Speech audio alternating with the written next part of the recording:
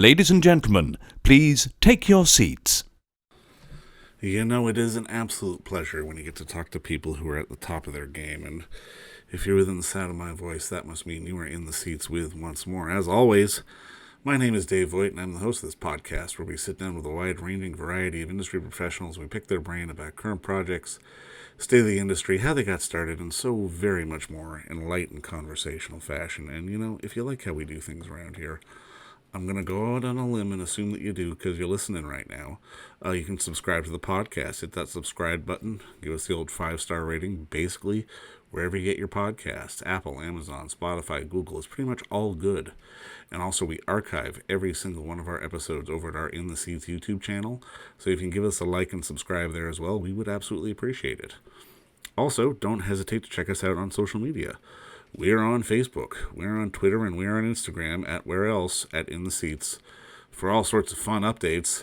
And finally, and I do dare say most importantly, please pay us a visit over at In the Seats, intheseats.ca, for all the latest and greatest from the world of film, television, basically the moving image at large, because we love to write about it and talk about it. We love it when you come by and read about it and listen about it, so please stop on by. On this episode, we got a fun one. We are diving into the world of Moon Knight, which is available on Disney Plus right now, and it is such a fantastic show that we can't sing its praises enough. It's definitely one of the better Marvel shows that's been out there right now. But we had the unique pleasure of sitting down once more with Mr. Donald Mowat, a Canadian, a proud Canadian in his own right, and he is one of the film industry's most sought-after makeup artists. He has basically worked with, well, you can run down the list. He's worked with a lot of people, but he had the unique pleasure of working with a lot of young talent here on Moon Knight, and we just talked with him about that and just sort of the differences between feature and TV, and just sort of having different collaborators over such a long year, and sort of the nature of the job in and of itself, because he's an interesting guy. And I mean, the makeup department and hairstyling, I mean, it's a big thing when it comes to actors and directors sort of shaping character and doing all that sort of stuff. And he's been a fantastic collaborator with so many fantastic filmmakers, and he's been awarded many times for it. But we had a great talk with him because he is a lovely guy. Like I said, he's Canadian, and we enjoy our talk. And you know what? If you like a good Marvel show, go check out Moon Knight on Disney Plus. It is definitely one of the more original ones out there. But first, like I said, enjoy our talk with Donald, because between you and me, it's a pretty good one. Yeah, not pressing those buttons. Those end up being bad days. But I mean, first off, just thank you again for the time today, Donald. I really appreciate this. My pleasure. I just told someone else I'm a little under the weather, so bear with me. I've had a touch of food poisoning here. Oh, no. And I didn't want to cancel, so just bear with me, but I'm good. I won't, but just I wanted people to be aware, because do what you got to do, my friend. Please, don't worry about it. Here we are. Yeah. No, I mean, obviously, first off, congratulations on the show. I mean, it looks fantastic. I really enjoyed your work on it. But I'm curious, when you go into a job like this, is it different from something to say with a Dune, where you have obviously a shorthand with a guy like Denis, where you're coming in, where there's already sort of pre-existing visuals for the characters? I think it's very different. I'd never been in the streaming world, in so many years since I started. I'm really happy I had it's changed so much. I mean, the whole streaming, the Marvel, I'd had a short experience on a Spider-Man, which was great. So I kind of embraced it. I mean, going in, I'd worked with Oscar before, going into prep, the sort of makeup and hair, I came in like I was on a film, and I treated it that way. And I think people appreciate it. I think maybe I'm a little bit OCD, and for some of them, they might've been like, what's with this guy? There's a little bit of that. But the Marvel people were great because they creatively did let me bring what I bring to it. I did get to do blood and wounds and contact lenses and do what I do. And it wasn't this thing that people had said, you won't get to do what you like to do. And they did. It was great. And the budget's fine and great. And I hired a great team of newer people, and there were some more senior people. So we had it was a good learning place for people too. And that's what I loved about TV and streaming, is that that's how it used to be. And I think it was a good environment. Well, and I mean, you got to work with two up and coming sets of directors with Muhammad and with Justin and Aaron. How was that sort of dynamic for them, sort of asking you for input on things like this? It was great. Muhammad, they were so supportive and very happy to work with me. And I felt like I suddenly had this moment where I went, God, I'm the old guy. It was probably, it's taken me, I used to be the young, I was the kid, everybody, kid. Suddenly I looked around one day and I realized, I think apart from, they're going to be very upset with me, apart from an AD, one of the ADs, I think I was the most senior person on the job. I think nobody had more experience than me, which partly was annoying for them because I would say things like, we never used to do things like that. And people thought, what a codger, what an old, I can just hear what people were saying. But that's how it used to be. And that's how you learned. Because it really is interesting because, I mean, obviously you've got these young guys working on this very creative stuff, but at the same time, I'm always really fascinated on how sort of not just these filmmakers, but somebody like you and even the Marvel teams can pivot on things that already exist. Like even if something simple as like just sort of making the hair for Ethan's character work and just sort of having Oscar have the right kind of bedhead. Like for you, when you're going into this, like, can you reference source material or do you try to ignore it altogether? Well, I went through, Tim looked after Oscar's hair. David came along and did Ethan's makeup, except I did all of the blood and stuff on Ethan. We reworked with my team, Luve Larson, to rework the tattoo that came from Marvel because they had that incredible place where they draw stuff and ideas. But the tattoo, the scale, that's us. So Luve and I looked and went, but that doesn't work. It won't work as a tattoo. It works on a piece of paper. And then Ethan looked at it and I said, Ethan, we got to rework it. And he asked us to. So we had to get Marvel approval, who were great. We made it bigger. We made it more graphic, more, you can see the teeth because then it has to interact with visual effects. Someone's got to do that. Luve's great at all that. So we made it work, made it bigger, put it on his forearm. And then that interacts with what amazing Sean Faden does with visual effects. And then I had a wig made for him for episode 5, Asylum. So he looks like Dr. Harrow. And you have to create something, but I didn't want to do a beard. I told Ethan that would be, for me, kind of a cop-out. Suddenly, a beard. It looked corny. It looked a bit comedy sketch. So we did the shorter wig that would look like Ethan's hair short. And he went for it. We did Oscar with the dilated pupils, kind of druggy, did the old Dick Smith trick of the cotton in the mouth so he drools, made him look really sickly, and those eyes. And May, changed her hair up to give her that kind of slightly Donna Summer disco big hair as Scarlet.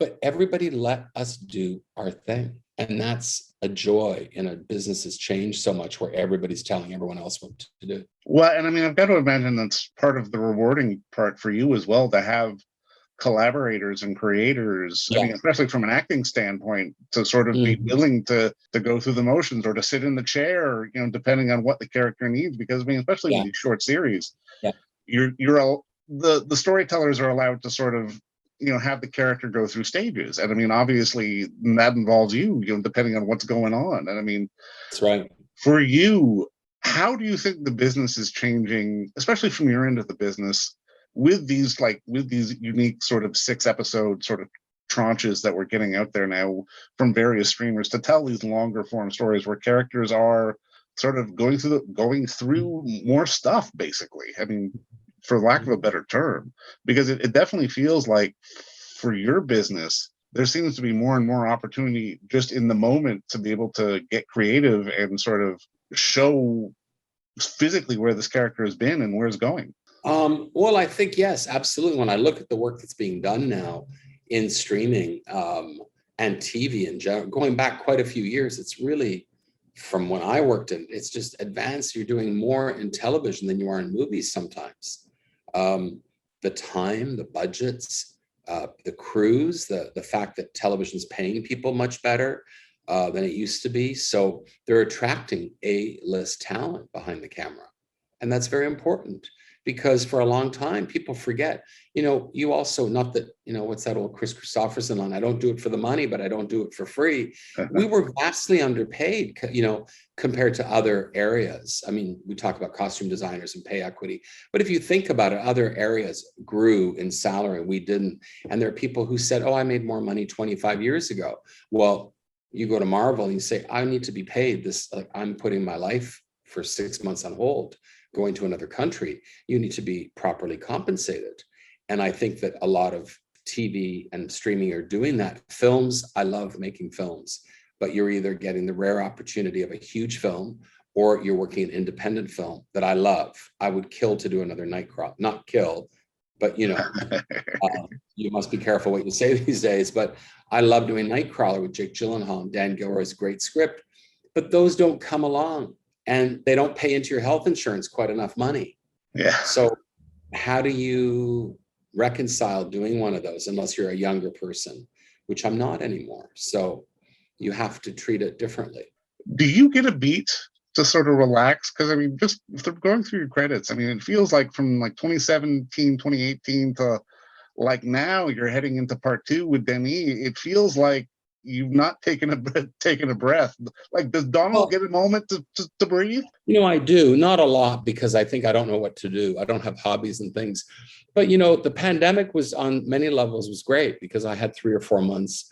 I kind of loved it, and it did make me think about a lot of things, and what I'll do when I'm not working or when I do decide to slow down, which is coming inevitably, and make room for other people, which is why I'm really interested in mentoring people and training people, because I think there is a time for people to maybe but I love that we're getting bigger crews so you can sort of say, look, I'll take this on, but I can't stay every Friday night. I can't, I've got to get a day off and fly home. And that's something you have to, because Moon Knight was a big turning point for me. My father was at the end of his life on that project. And it was very hard for me because I had accepted it. But then when, of course, he finally died, like a couple of weeks after we wrapped, it was very difficult to accept how much I'd missed. But at the same time, parents say that about their kids all the time. I didn't go to this, I missed your concert, that kind of thing. And I guess all parents say that. So I feel like in honoring my father, I think he would appreciate that I continue to do what I do. For sure. No, absolutely. No, I mean, I'm curious because, I mean, obviously throughout your career, you've led teams, but you've also been the personal makeup artist for, whoever. Yeah. Is there a preference at the end of the day? Well, it's funny when you're a personal, sometimes you miss out on the party. You miss out on, God, I'd love to have done that. I could do that. And it's not a jealousy. It's just, you miss something you loved to do. Yeah. Miss the leadership. You miss the camaraderie. But also as a personal, it's harder in a way. There's a kind of an attachment you have to that actor.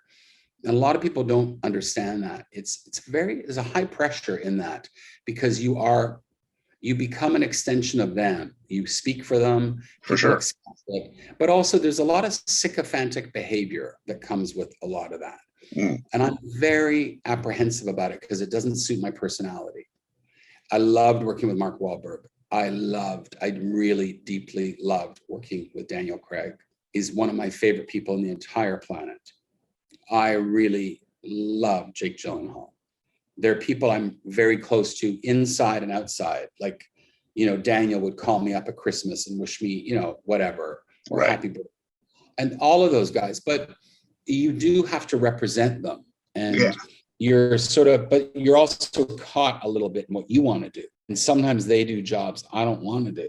Right. And that's a thing. And then you feel disloyal. So there's that. And I think running a department as I'm getting older, thinking, God, I just can't work on everybody. I don't want to deal with the drama and the HR. And there's a lot of drama sometimes. I'm sure. That's changing. And sometimes people don't help you. You'd be amazed how many of the makeup and hair can really give you such a hard time. Like, wanting to book off, a day, 4 months ahead of schedule. And you're trying to wrap your head around, can I get the actor in for a dental impression? And right. You're talking about some I want to celebrate my 40th birthday in Waikiki. Can I get the day off? I'm like, oh my God. There's real life in that. So no, I think you need to balance it. I just did a job with Jake. I loved it. I love that I really had to look out for him and a few other things. But I also love working with Denis Villeneuve in the most collaborative environment with Patrice and Greg and all those people and Jackie and what we do together. It's kind of amazing. Well, you know what? I'm glad you got to be a part of the party on Moon Knight, because it definitely felt like that. And I mean, again, you did great work, and just thank you for the time today, and feel better. My God. Thank you. I think it's it's just been a lot happening, and it's okay. I'll be good by tomorrow, I hope. Fingers crossed. Fingers and toes crossed, my friend. But again, thanks for the time. I appreciate it. Thanks so much. And don't forget to visit our friends over at Bay Street Video for all your DVD, Blu-ray rental, or purchasing needs this summer, as they are still open for curbside and some mailing delivery as well. Over at 1172 Bay Street, Toronto, Ontario, Canada, you can give them a call at 416-964-9088. That's 416-964-9088. Or send them an email at baystreetvideoto@gmail.com for any of your DVD and Blu-ray needs.